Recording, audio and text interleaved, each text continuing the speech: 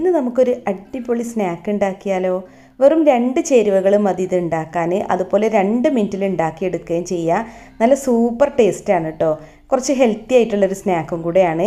അപ്പോൾ നമുക്ക് പെട്ടെന്ന് ഉണ്ടാക്കാൻ പറ്റുന്ന സ്നാക്കാണ്. അപ്പോൾ ഈ സ്നാക്ക് ഉണ്ടാക്കാൻ വേണ്ടിയിട്ട് ഞാനിപ്പോൾ ഇവിടെ 6 ബ്രെഡാണ് എടുത്തത്.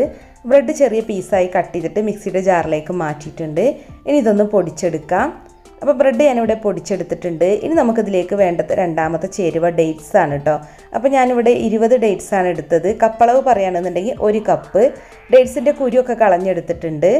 ഇനി നമുക്കിത് ഈ മിക്സിയിലേക്ക് ഇട്ടിട്ട് ജസ്റ്റ് ഒന്ന് കറക്കിയെടുക്കുക. വെള്ളമൊന്നും ചേർക്കാത്തതുകൊണ്ട് തന്നെ നമ്മൾ മിക്സിയിൽ കറക്കിയെടുക്കുമ്പോൾ ശ്രദ്ധിക്കുക, അല്ലെങ്കിൽ ചിലപ്പോൾ മിക്സി കേടുവരാനൊക്കെ സാധ്യത ഉണ്ട് കേട്ടോ. അപ്പോൾ ഞാനിപ്പോൾ ഇതിവിടെ ജസ്റ്റ് ഒന്ന് കറക്കിയെടുത്തിട്ടുണ്ട്. കണ്ടില്ലേ, ഈ ഒരു പരുവത്തിലാണ് കിട്ടുക. അപ്പോൾ നമ്മളിങ്ങനെ കറക്കിയെടുക്കാൻ ബുദ്ധിമുട്ടാണെന്നുണ്ടെങ്കിൽ ഡേറ്റ്സ് മാത്രം മിക്സിയുടെ ചെറിയ ജാറിലിട്ട് ജസ്റ്റ് ഒന്ന് കറക്കിയെടുത്തിട്ട് പിന്നെ ഈ ബ്രെഡിലിട്ട് മിക്സ് ചെയ്തെടുത്താലും മതി കേട്ടോ. ഇനിയിപ്പോൾ അങ്ങനെ കറക്കിയെടുക്കാൻ പറ്റുന്നില്ല എന്നുണ്ടെങ്കിൽ അങ്ങനെ ചെയ്തെടുത്താലും മതി, എന്നാലും കുഴപ്പമൊന്നുമില്ല. ബ്രെഡും ഡേറ്റ്സും ഒന്ന് മിക്സ് ആവണം, അത്ര മാത്രമേ ഉള്ളൂ.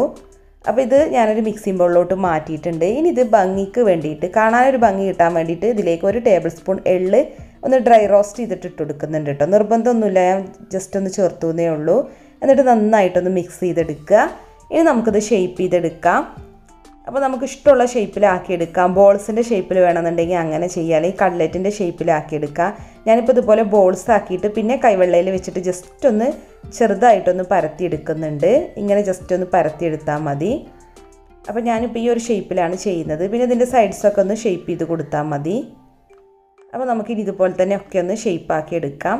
പിന്നെ ഈ സ്നാക്കിൻ്റെ ഒരു പ്രത്യേകത, നമുക്ക് വേണമെന്നുണ്ടെങ്കിൽ ഇത് ഇങ്ങനെ തന്നെ കഴിക്കാം കേട്ടോ. കാരണം ബ്രെഡിൽ നമ്മൾ ഡേറ്റ്സ് മിക്സ് ചെയ്തിട്ട് ഷേപ്പ് ചെയ്യുമ്പോൾ ഇത് ഇങ്ങനെ തന്നെ കഴിക്കാൻ പറ്റുന്ന നല്ലൊരു സ്നാക്കായിട്ട് മാറും.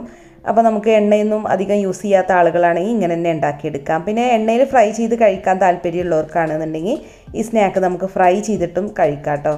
എങ്ങനെ കഴിച്ചാലും രസമാണ്. പക്ഷേ കൂടുതൽ കുറച്ച് ഒരു ക്രിസ്പിനെസ് ഫീൽ ചെയ്യുന്നത് നമ്മൾ എണ്ണയിൽ ഫ്രൈ ചെയ്യുമ്പോഴാണ് കേട്ടോ.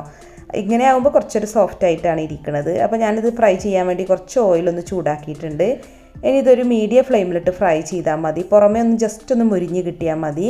അപ്പോൾ നല്ലൊരു ഗോൾഡൻ ബ്രൗൺ നിറാവുന്നത് വരെ 2 വശവും ഒന്ന് ഫ്രൈ ആക്കി എടുക്കുക.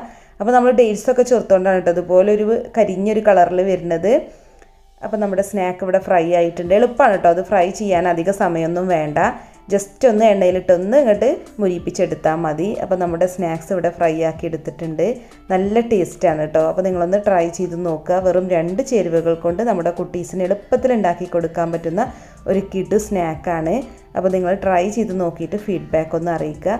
പിന്നെ നമ്മുടെ വീഡിയോസൊക്കെ കണ്ടിട്ട് ഇഷ്ടമാവുന്നുണ്ടെങ്കിൽ ഒന്ന് ലൈക്ക് ചെയ്യുക. അതുപോലെ നിങ്ങളുടെ അഭിപ്രായങ്ങളൊന്ന് കമൻറ്റ് ചെയ്യുക. പിന്നെ വീഡിയോ ഒന്ന് ഷെയർ ചെയ്ത് കൊടുക്കുക കേട്ടോ. പിന്നെ നമ്മുടെ ചാനൽ സബ്സ്ക്രൈബ് ചെയ്യാതെ കാണുന്നവരുണ്ടെങ്കിൽ ഒന്ന് സബ്സ്ക്രൈബും കൂടെ ചെയ്യുക. അപ്പോൾ സബ്സ്ക്രൈബ് ചെയ്യുമ്പോൾ അതിനടുത്തൊരു ബെല്ലൈക്കൺ കാണും, അതൊന്ന് പ്രസ് ചെയ്യുക കേട്ടോ. അപ്പോൾ 3 ഓപ്ഷൻ വരും. അതിൽ ഓൾ എന്ന ഓപ്ഷൻ വേണം ക്ലിക്ക് ചെയ്യാൻ, എന്നാലേ ഞാനിടുന്ന റെസിപ്പികളുടെ നോട്ടിഫിക്കേഷൻ നിങ്ങൾക്ക് കറക്റ്റായിട്ട് കിട്ടുള്ളൂ. അപ്പോൾ അടുത്തൊരു അടിപൊളി വീഡിയോ ആയിട്ട് വീണ്ടും കാണാം. Thank you.